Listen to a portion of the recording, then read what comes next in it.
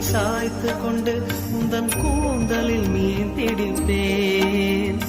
வெண்ணிலவே உன்னை தூங்க வைக்க உந்தன் மேலுக்கு சொடுக்கெடுப்பேன். வருட வரும் பூங்காற்றையெல்லாம் கொஞ்சம் வடிகட்டி அனுப்பி வைப்பேன். என் காதலை